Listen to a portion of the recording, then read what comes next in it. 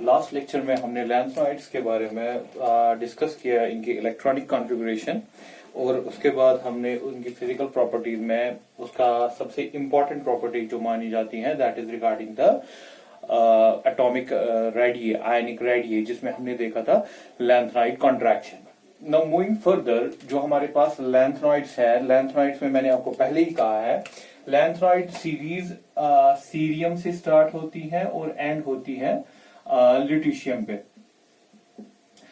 Although lanthanum D block में होता है, लेकिन लैंथेनम डी ब्लॉक का है, लेकिन इसको पढ़ा जाता है इनके साथ ही बिकॉज की प्रॉपर्टीज इनके साथ मैच होती हैं। ये जो लैंथेनॉइड्स है मेन सीरियम से ल्यूटीशियम है, लेकिन लैंथेनम को भी इसी के साथ पढ़ना है because of its similarity. Now moving towards the next property that is oxidation state. Oxidation state इनका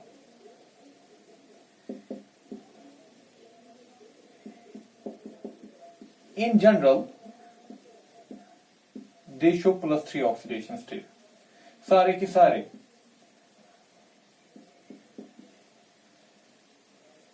जो भी आपके पास इस सीरीज में एलिमेंट्स हैं, याद रखिएगा ये +3 ऑक्सीडेशन स्टेट दिखाते हैं सारे। जनरल में हम कह देते हैं कि इनकी जो सबकी ऑक्सीडेशन स्टेट है दैट इज +3, लेकिन +3 दैट मीन +3 तो है ही, कुछ एलिमेंट्स है जैसे कि हमारे पास सीरियम है, टर्बियम है, cerium, terbium, neodymium, dysprosium and promethium also show +4 oxidation state. Oxidation state. But they exhibit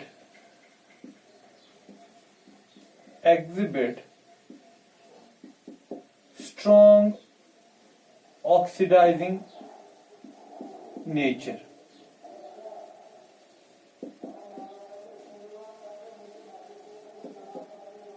Strong oxidizing nature.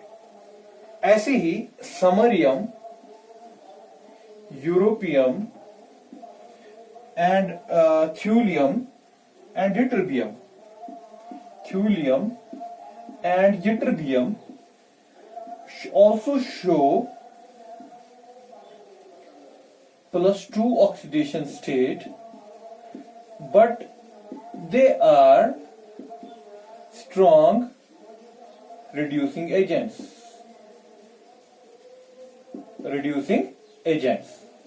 देखिए बेटा, आप याद रखेंगे सबसे पहली बात, अगर ऑक्सीडेशन स्टेट का याद रखना है दे शो +3 ऑक्सीडेशन स्टेट, ये तो आपको पता होना चाहिए सबसे पहली बात।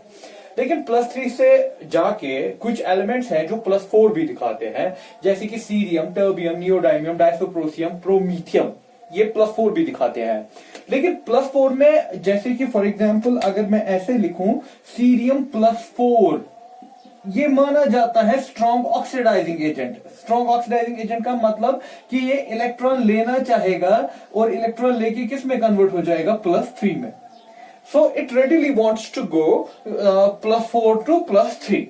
ये एक बार फिर से दिखाता है कि इनकी जो स्टेबल ऑक्सीडेशन स्टेट है वो +3 है, दैट मींस ये +3 में रहना चाहती है, लेकिन इसका +4 सोर्स भी है, लेकिन अगर इसको मौका मिला तो ये जल्दी से कन्वर्ट हो जाएगा +3। तो इसलिए हम कहते हैं कि ये जो है they also show oxidizing agent nature. अब अगर हमारे पास ये वाले हैं समरियम, यूरोपियम, ये +2 भी दिखाते, +3 तो दिखाते ही दिखाते, +2 भी दिखाते हैं, लेकिन अगर इनको चांस मिला they will get converted to +3 plus electron. तो फिर से गया ना +3 में, लेकिन अब ये यहां पर दे रहा है ना, तो ये क्या बना, रिड्यूसिंग एजेंट। रिड्यूसिंग एजेंट मतलब जो देता है। तो जनरल में कहेंगे कि इनकी मोस्ट स्टेबल ऑक्सीडेशन स्टेट जो है that is +3, but they others show +4 as well as +2, but in +4 and +2 they readily want to go towards the +3, so they can act as an oxidizing agent in +4 and reducing agent in +2। इसको याद रखिएगा। Moving further, ये हो गया oxidation state में क्या note करना है आपको। Now moving further towards next property,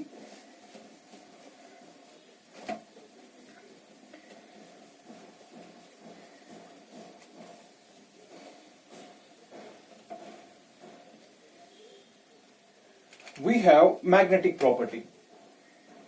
Magnetic property.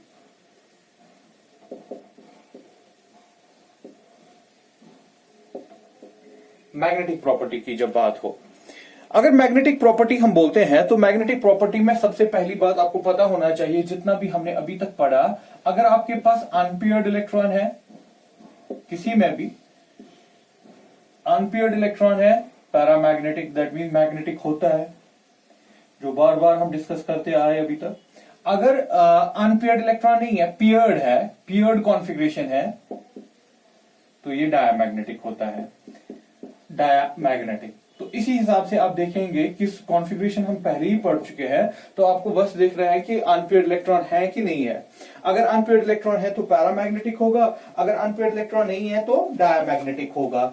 जैसे कि मैं आपको एक एग्जांपल पे देता हूं, फॉर एग्जांपल सीरियम को देखिए। हमारे पास जो सीरियम होता है, सीरियम की जो कॉन्फ़िगरेशन है, outer configuration 4f1 5d1 6s2, 4f1 5d1 6s2, इसमें तो ये अनपेयर्ड नहीं है, लेकिन यहां पर ये अनपेयर्ड है, अनपेयर्ड है, एक एक इलेक्ट्रॉन है। अगर अब मैं आपको दे दूं सीरियम 4 पॉजिटिव, तो ये सारे निकल गए ना, इसमें कुछ नहीं बचा। अब इसमें खाली अंदर वाली कॉन्फ़िगरेशन है, वो जिनॉन की है, या हाँ वो जिनॉन की है, तो अंदर वाली कॉन्फ़िगरेशन इसकी जिनॉन की बच जाएगी। बाहर 4f0 5d0 6s2 6s0, इसमें तो ये सीधे, अब इसमें कोई अनपेयर्ड इलेक्ट्रॉन नहीं बचा, तो हम सीधे कह सकते हैं इट इज अ डायामैग्नेटिक। तो बेटा इस तरीके से देखना है। अगर इसको बोला जाए ये पैरामैग्नेटिक है यहां पर, लेकिन यहां पर क्या है, डायामैग्नेटिक। तो करना क्या है आपको सिर्फ देखना है कि अनपेयर्ड इलेक्ट्रॉन है कि नहीं। अगर अनपेयर्ड इलेक्ट्रॉन है तो वो पैरामैग्नेटिक में जाएगा, नहीं है तो डायामैग्नेटिक में जाएगा। हाँ ये भी, अगर more number of unpaired electrons है, more number of unpaired electrons, more paramagnetic, more paramagnetic, that mean ज्यादा मैग्नेटिक वो बिहेव करेगा। लेकिन इसके साथ एक चीज नोट करके रखिएगा, अगर आपको डी ब्लॉक का याद होगा, जब मैं आपको डी ब्लॉक में पढ़ा रहा था, डी ब्लॉक में मैंने आपको कहा कि हम मैग्नेटिक मोमेंट कैलकुलेट कर सकते हैं। अगर आपको यहां पर मैग्नेटिक मोमेंट कैलकुलेट करना है, तो मैग्नेटिक मोमेंट यहां पर निकलता है, magnetic moment that is mu under root 4s s plus 1 4s plus 1 plus l का भी orbital contribution, that is the l, वो भी आपको लेना है साथ में, l plus 1, l plus 1। ये s क्या है, स्पिन क्वांटम नंबर,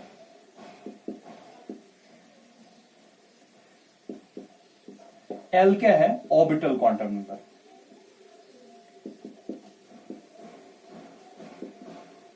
अगर आपको याद होगा, डी ब्लॉक में मैंने आपको कहा था, डी ब्लॉक में अगर आपको मैग्नेटिक मोमेंट 3D सीरीज को आपको निकालना है तो आप सीधे करते थे n+2।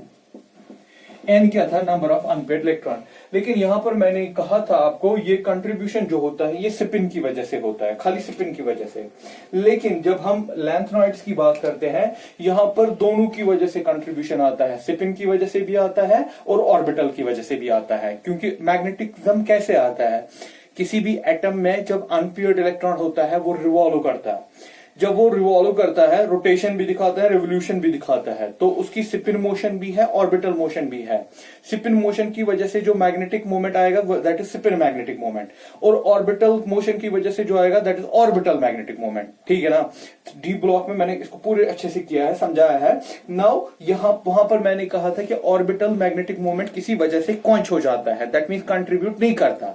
लेकिन यहां पर वो प्रॉब्लम नहीं है, यहां पर जो मैग्नेटिक मोमेंट है वो दोनों तरीके से आएगा, वो स्पिन की वजह से भी आएगा, ऑर्बिट की वजह से भी आएगा। दैट मीन अगर आपके पास स्पिन क्वांटम नंबर है और ऑर्बिटल क्वांटम नंबर है, तब जाके आप कैलकुलेट कर सकते हो इसका magnetic moment.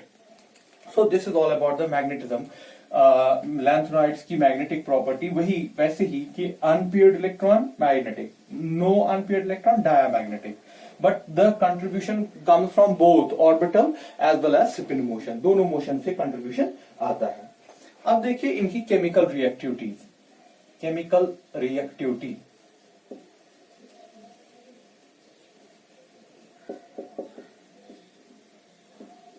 Lanthanoids.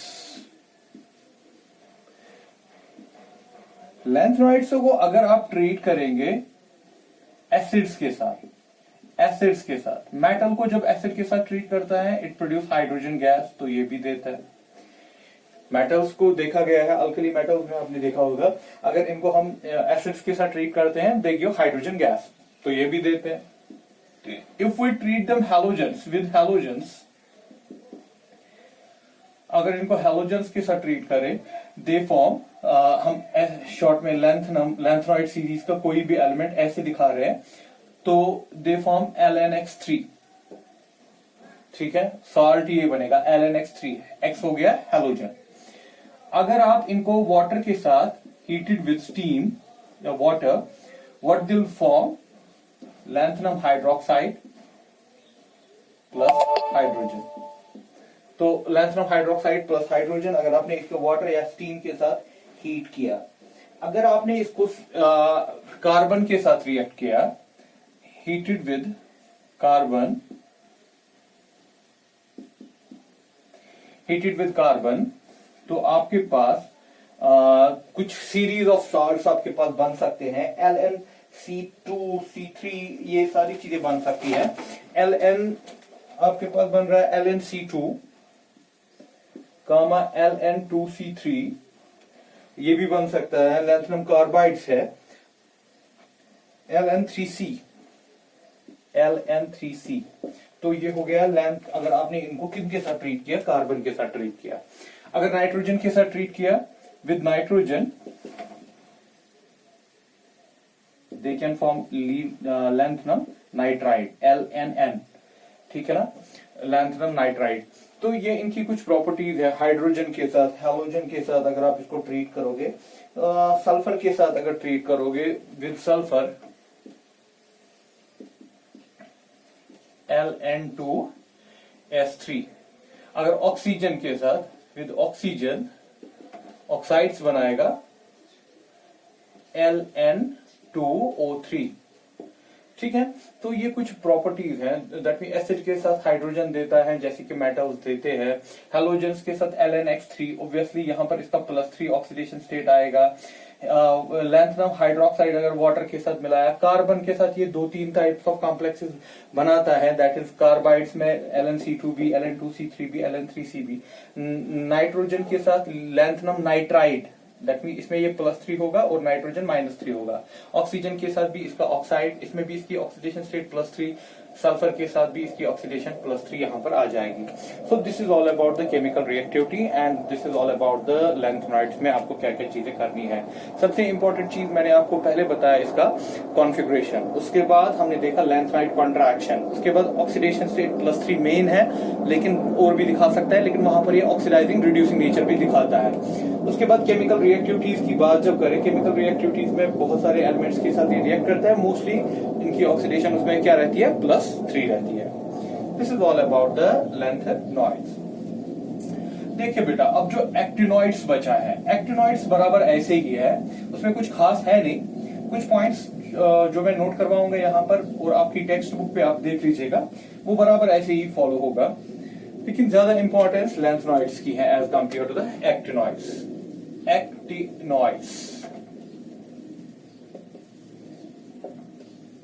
Actinoids 5F series, वो थी 4F सीरीज, ये कौन सी है हमारे पास, अब 5F सीरीज में पहुंच गए हम। नाउ जब हम एक्टिनॉइड्स की बात करते हैं, एक्टिनॉइड्स में हमारे पास जो एलिमेंट्स है वो स्टार्ट होते हैं कहां से, थोरियम से। Thorium TH to lawrencium, thorium to lawrencium, lawrencium, thorium to lawrencium. Thorium का एटॉमिक नंबर हमारे पास है 90 और इसका एटॉमिक नंबर है 103। तो एक्चुअली डी ब्लॉक में आप देखिएगा कहीं पर एक्टिनियम है, उसके बाद जिसका एटॉमिक नंबर 89 है, उसके बाद गैप है, ठीक है ना। एक्टिनियम के बाद गैप होगी, वो जो गैप में एलिमेंट्स हैं वो यहां पर है, थोरियम से लॉरेंशियम 90 से 103। अब बाकी वैसे ही जैसे वहां पर लैंथनम था, लैंथनम के बाद स्टार्ट होता था सीरियम से लेके ल्यूटिशियम तक, वैसे ही यहां पर है एक्टिनियम है, एक्टिनियम के बाद मेन जो सीरीज है वो थोरियम से लेके लॉरेंशियम है। इनकी जनरल इलेक्ट्रॉनिक कॉन्फ़िगरेशन में लिखता हूं, आप टेक्स्ट बुक से इनकी अलग अलग करके देख सकते हो इनकी कॉन्फ़िगरेशन। यहां पर मैं जनरल इलेक्ट्रॉनिक कॉन्फ़िगरेशन दिखाऊंगा। जनरल इलेक्ट्रॉनिक कॉन्फ़िगरेशन कहते हैं हम रैंडॉन, दैट मींस ये हो गया इनर, इनर जो आएगा वो ये है 5f 1 to 14 तक जा सकता है। उसके बाद आएगा 6d, इसके d में 0 से 2 तक, 0 भी है कहीं पर, 1 भी है, 2 पे है, टेक्स्ट बुक में प्रॉपरली चार्ट बना के है, वहां पर आप देख लीजिएगा। और 7s इट इज 2। ये इनकी जनरल इलेक्ट्रॉनिक कॉन्फ़िगरेशन है। जब आप अलग अलग करके एलिमेंट्स के टेबल में देखेंगे तो आप देखेंगे किसी में f में 1 है, 2 है, 3 है, 4 है, सारी चीजें वहां पर दी हुई है आपके पास। Next thing, they show actinoid contraction. जैसे कि वहां पर लेंथनॉइड कॉन्ट्रैक्शन होता है, यहां पर उसको क्या बोलते हैं, actinoid contraction. Although the decrease in size is more. बेटा आप देख लीजिएगा पहले लेंथनॉइड कॉन्ट्रैक्शन जो मैं पिछले लेक्चर में पढ़ा चुका हूं, उसके बाद आपको ये खुद ही समझ आ जाएगा। दैट मीन जब हम थोरियम से लॉरेंशियम तक जाएंगे, थोरियम से लॉरेंशियम तक जाते जाते इसका साइज रेगुलरली डिक्रीज होगा। जो रीजनिंग वहां पर है वही रीजनिंग आप यहां पर भी देंगे रेगुलरली। दैट मीन वो ग्राफ देख लीजिएगा जिसमें मैंने दिखाया है कि साइज कैसे डिक्रीज होता है। थोरियम से लॉरेंशियम डिक्रीज होगा। हाँ, थोड़ा सा यहाँ पर ये है कि जो दो एलिमेंट्स आपस में, उनमें साइज अच्छा खासा डिक्रीज होता है। दैट मीन जब आप थोरियम से दूसरे एलिमेंट तक जाएंगे, प्रोएक्टिनियम, प्रोएक्टिनियम थोरियम है, प्रोएक्टिनियम है, दूसरा इसका प्रोएक्टिनियम, ऐसे ही यूरेनियम, उसके बाद इनका जो साइज डिक्रीज है ना वो ठीक ठाक है। जबकि वहां था ना लेंथनॉइड कॉन्ट्रैक्शन में, लेंथनॉइड कॉन्ट्रैक्शन में जब आप बोलते थे लेंथनॉइड, उसके बाद जाते थे किस पे, दूसरे एलिमेंट पे जाते थे, सीरियम, प्रोमीथियम, उनमें जो आपस में डिफरेंस थी वो कम थी। कॉन्ट्रैक्शन रेगुलर है। अगर हम बताएं एक्टिनॉइड्स में भी हम वैसे ही कहते हैं जैसे लेंथनॉइड्स में कहते हैं कि there is a regular decrease, जिसको हमने कहा था steady decrease in atomic size और ionic size, that is known as actinoid contraction. लेकिन यहाँ पर जो डिक्रीज है ना वो थोड़ी सी ज्यादा है जो यहाँ पर डिक्रीज होती है। यहाँ पर डिक्रीज आपस के एलिमेंट्स में जो डिक्रीज होती है ना वो कम होती है, लेकिन यहाँ पर डिक्रीज अच्छी खासी होती है। वही मैंने लिखा कि एक्टिनॉइड कॉन्ट्रैक्शन है just like that of lanthanoid contraction, although the decrease in size is more. थोड़े से साइज में जो डिक्रीज आता है ना वो ज्यादा आता है, बाकी वैसे बराबर वही है। हाँ, ऑक्सीडेशन स्टेट की बात करें, oxidation state they show +3। oxidation state, they show +3 oxidation state.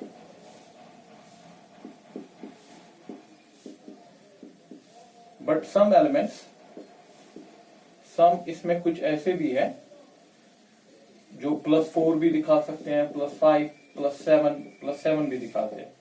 तो कुछ ऐसे भी हैं जो +4, +5, +7 भी दिखाते हैं। वहां पर हमने देखा था लेंथनॉइड्स में +3, फिर +2 या +4, लेकिन यहाँ पर +5, +7 तक भी जा सकता है। So these are the some of the properties. बाकी सब चीजें वैसे ही है। आप टेक्स्ट बुक को रिवाइज कीजिए, देखिएगा तो वहां पर देख लीजिएगा आप एक्टिनॉइड्स और लेंथनॉइड्स को आप साथ साथ पढ़िएगा तो आपको प्रॉब्लम नहीं होगी। लेकिन थोड़ा सा ये ख्याल रखिएगा कि डिफरेंसेस और सिमिलैरिटीज कहाँ कहाँ पर है। डिफरेंसेस उतनी ज्यादा है नहीं, जैसे कि यहाँ पर ये +5, +7 तक जा सकता है, उसमें +5, +7 में नहीं जाता है। कुछ ही डिफरेंसेस हैं, बाकी तो सिमिलैरिटीज ही है इनमें लेंथनॉइड्स और एक्टिनॉइड्स में। This is all about the transition elements, D and F block यहाँ पर कंप्लीट हो गया ये सारा।